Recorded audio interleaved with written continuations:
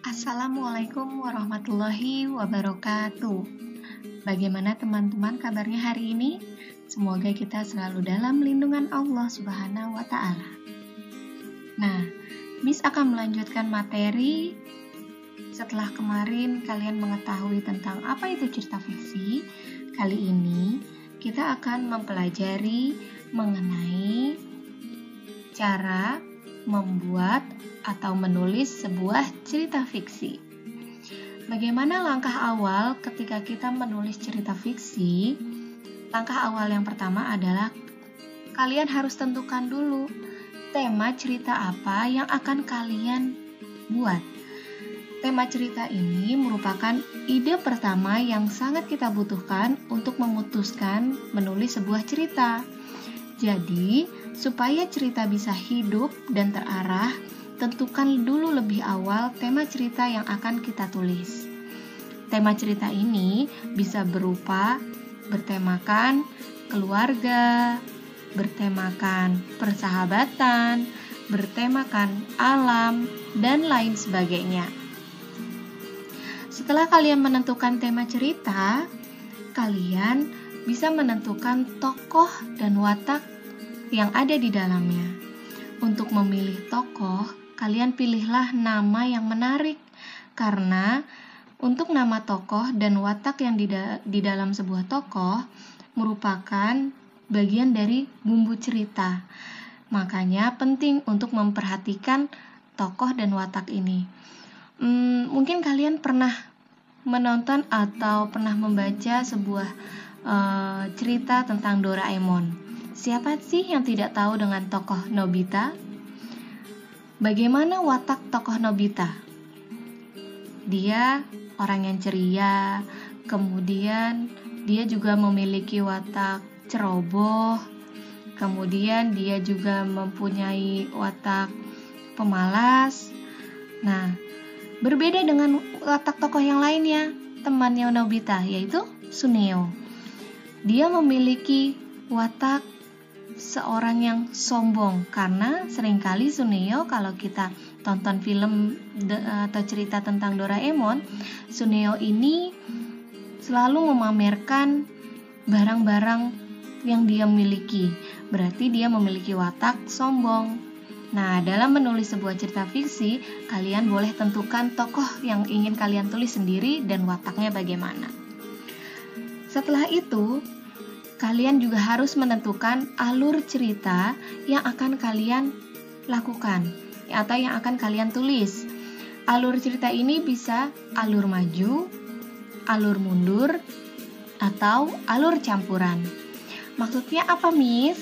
Maksudnya alur maju adalah jadi kalian melakukan cerita atau menulis cerita, misal kalian menulis cerita dari pagi hari, kemudian lanjut ke siang hari, sore hari, seperti itu.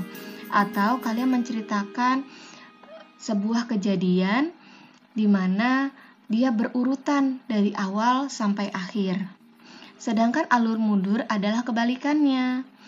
Misal, kalian menceritakan masa kini, kemudian tokoh tersebut mengingat masa lalunya. Itu adalah bagian dari alur mundur. Atau alur campuran. Alur campuran bisa juga campuran dari alur maju dan alur mundur. Selain itu, kalian juga harus menentukan latar cerita. Latar cerita bisa dari latar tempat. Misalkan di cerita kalian menceritakan di daerah pegunungan, di sekolah, dan lain-lain. Selain itu, ada juga latar waktu. Latar waktu itu bisa misalkan di pagi hari, siang hari, atau di masa yang akan datang. Nah, ini adalah contoh atau penting bagi kita untuk membuat paragraf pertama yang menarik. Setelah kalian tadi menentukan tema, tokoh, kemudian alurnya, nah sekarang kalian harus membuat paragraf pertama yang menarik. Contohnya ada di wacana ini. David berlari semakin kencang. Tak peduli jalan yang semakin berliku itu membuatnya tersesat. Yang penting selamat. David tidak tahu bagaimana itu bisa terjadi. Tiba-tiba saat keluar dari supermarket, seorang satpam menghampirinya dan menyuruhnya ikut ke kantor polisi. Merasa tak bersalah dan tak mau memperpanjang urusan, David berlari secepat kilat. Berharap satpam tua itu tak kuat mengejarnya. Harapannya tidak terkabul. Di belakangnya tampak beberapa pemuda mengejarnya. Paragraf pertama yang ditulis ini menarik perhatian pembaca, sehingga pembaca ingin meneruskan bacaan atau cerita selanjutnya. Jadi, penting untuk kalian untuk memilih atau menulis paragraf pertama yang menarik. Setelah itu, setelah kalian tulis sebuah paragraf yang menarik, kalian lanjutkan cerita tersebut sampai pada akhirnya kalian buatlah akhir cerita atau ending yang menyentuh. Biasanya para pembaca senang dengan ending atau akhir cerita yang menyentuh pembaca. Setelah itu, sebelum kalian mengakhiri cerita kalian boleh melakukan editing dengan cara membaca kembali wacana atau cerita yang kamu buat. Setelah itu, jika ada kurang-kurangnya, kalian boleh lakukan penambahan atau pengurangan di dalam cerita fiksi kalian. Sekian dari penjelasan Miss. Semoga setelah ini kalian bisa mendapatkan ide bagaimana untuk menulis sebuah cerita fiksi. Siapa tahu cerita-cerita yang kalian buat itu bisa dijadikan sebuah novel atau bisa juga dijadikan sebuah film.